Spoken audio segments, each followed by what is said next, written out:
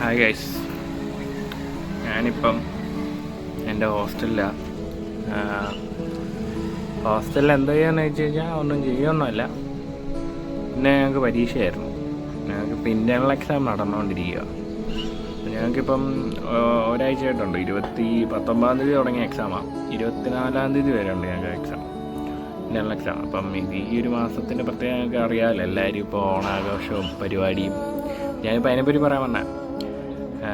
ഇപ്പം ഞാനിപ്പോൾ എല്ലാവരുടെയും സ്റ്റോറി സ്റ്റാറ്റസൊക്കെ കാണുമായിരുന്നു. ഇപ്പം അവർ വർക്ക് ചെയ്യുന്ന അല്ല അവർ പഠിച്ച സ്കൂളിൽ, പഠിക്കുന്ന കോളേജുകളിൽ, അതുപോലെ ഇപ്പോൾ വർക്ക് ചെയ്യുന്ന സ്ഥലങ്ങളിൽ ഇവിടെയൊക്കെ ഇപ്പോൾ എല്ലായിടത്തും ഓണപ്പരിപാടി ആഘോഷിക്കുക. ഓണപ്പരിപാടി, അവരുടെ ആഘോഷങ്ങൾ. ഞാനും ഈ സ്കൂളും കോളേജും സ്റ്റേജിലൊക്കെ ഓണപ്പരിപാടി ആഘോഷിച്ചിട്ടും അതെനിക്ക് നല്ല എക്സ്പീരിയൻസുകളും ഉണ്ടായിട്ടുണ്ട്. എല്ലാ പ്രാവശ്യവും ഓണത്തിന് എന്തെങ്കിലുമൊക്കെ സ്പെഷ്യാലിറ്റി. പ്രത്യേകിച്ച് ഞാനിപ്പം അതിന് തന്നെ പറഞ്ഞു, ഞാൻ നാട്ടിലല്ല.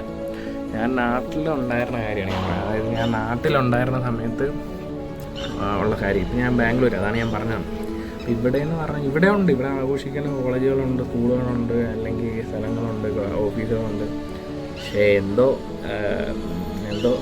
എനിക്ക് ഞാൻ വന്നുകൊണ്ടാണോ എന്ന് ഞാൻ പലപ്പോഴും ചിന്തിക്കാറുണ്ട്. ഇപ്പം ഞാൻ ചെല്ലുന്ന സ്ഥലമല്ല ഇങ്ങനെയാണോ എന്നാണ് എനിക്കറിയത്തില്ല. എനിക്കിപ്പോൾ അങ്ങനെ ഒരു ബാഡ് ഫീൽ തോന്നിയോണ്ട് ഞാൻ അടുത്തൊരു വീഡിയോ ചെയ്ത്. അപ്പോൾ അതിനകത്ത് എന്താ പറയുക, ഇപ്പം ഞാനിപ്പോൾ എല്ലാവരുടെ സ്റ്റോറിയും ചാനലൊക്കെ കണ്ടപ്പോൾ എനിക്കത് ഭയങ്കര ബുദ്ധിമുട്ട് തന്നെ. വേറെ ഒന്നുമല്ല, ഒരു സമയത്ത് ഇപ്പം എനിക്കിപ്പോൾ ആഘോഷിക്കുന്ന ഒരു മന്തി മാറുന്ന ആഘോഷിക്കുന്ന ഒരു വിചാരിക്കത്തില്ല ഇങ്ങനെ ഒരു വട്ടം ഇതുപോലെ അവരും ഒരവസരം അവർക്ക് വരും ഇതുപോലെ ആഘോഷിക്കുന്ന സ്റ്റോറി സ്റ്റാറ്റസ് കണ്ടുകൊണ്ടിരിക്കാനായിട്ടുള്ളത്. അതൊരു വല്ലാത്തൊരു ഫീലാണ്. എനിക്ക് പറയുമ്പോൾ അത് മനസ്സിലാവും.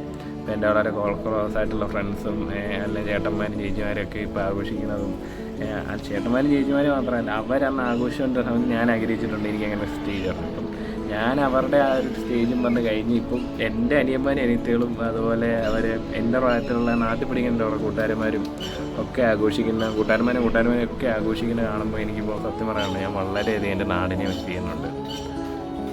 ചോദിക്കാം, പരീക്ഷയൊക്കെ കഴിഞ്ഞിട്ട് അവധി എടുത്ത് പോകത്തില്ലേ? എന്തായാലും ഇവിടെ അവധി കാണും. ശരിയാണ്, ഞങ്ങൾക്ക് അവധിയൊക്കെ ഉണ്ട്. പക്ഷേ അവധിയുടെ കാര്യം പ്രോപ്പറായിട്ട് അവർ പറഞ്ഞിട്ടുണ്ട്. ഞങ്ങൾക്ക് അല്ലെങ്കിൽ അവധി എടുത്ത് പോവുകയാണെങ്കിലും കുഴപ്പമില്ല. അവധി എടുത്ത് പോവുകയാണെങ്കിൽ തന്നെ ഞങ്ങൾക്ക് അവധിയുള്ളത് 24 തീയതി എന്തോ.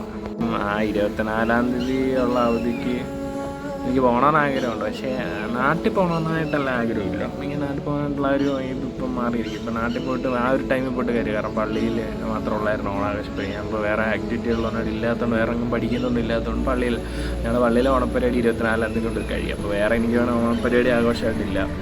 പിന്നെ ഇപ്പം നാട്ടിലങ്ങനെ പറയാനൊക്കെ ഫ്രണ്ട്സോ കാര്യങ്ങളോ ആരും ഇല്ല, ഒന്നുമില്ല. ഇപ്പം ഈ വേറൊരു സ്ഥലത്തോട്ട് മാറി ഇവിടെ ഞാൻ ശരിക്കും പറഞ്ഞത് ഒരു തികച്ച് ഒറ്റപ്പെട്ട് ജീവിക്കുന്ന ഒരു സാഹചര്യമാണ് ഇവിടെ.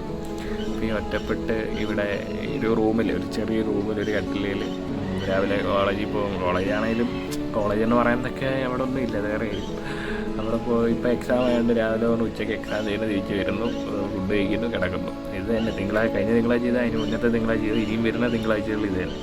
തിങ്കൾ തൊട്ട് വെള്ളി വരെ ഒരേ റൊട്ടീൻ, അല്ലെ തിങ്കൾ തൊട്ട് ശനി വരെ ഒരേ റൊട്ടീൻ. ഇതിങ്ങനെ ഒരു സർക്കിൾ പോലെ ഇങ്ങനെ ലൈഫ് നടന്നുകൊണ്ടിരിക്കും. പ്രത്യേകിച്ച് ഒന്നും ഞാൻ പറയാവുന്നതാണ്, ഒന്നും എൻ്റർടൈനിങ് ആയിട്ടില്ല. ഇപ്പം എനിക്ക് 20 വയസ്സായിട്ടുള്ളൂ. അപ്പം എൻ്റെ 20 വയസ്സിൽ എനിക്കൊന്നും ലൈഫിലൊന്നും എൻ്റർടൈനിങ് ആയിട്ട് ഇപ്പോൾ തോന്നുന്നത് ഒന്നിന് എന്നെ എൻകറേജ്. ഞാനൊരു ഫ്ലാറ്റായിട്ട് നമ്മളൊരു വേവ് പോകത്തില്ലേ. പക്ഷെ പണ്ടെന്ന് പറഞ്ഞാൽ ദുഃഖങ്ങളും സങ്കടങ്ങളും സന്തോഷങ്ങളും എല്ലാം ഉണ്ടായിരുന്നു. പല രീതിയിലുള്ള ഞാൻ തന്നെ എൻ്റെ സന്തോഷങ്ങൾ കണ്ടെത്തുമായിരുന്നു. ഒന്നുമില്ല, വീട്ടിൽ ചുമ്മാ ഇരിക്കത്തില്ല. ഒരു 5 മിനിറ്റ് പോലും ഞാൻ വീട്ടിൽ ചുമ്മാ ഇരിക്കത്തില്ല, കുറവാണ്.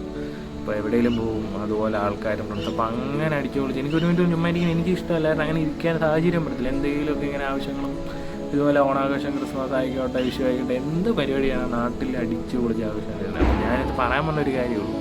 ഇപ്പം നിങ്ങൾ നാട്ടിലാണ്, ഇപ്പം നിങ്ങൾക്ക് ഇതൊക്കെ ആഘോഷിക്കാൻ പറ്റുന്നുണ്ടെങ്കിൽ മാക്സിമം എൻജോയ് ചെയ്യുക.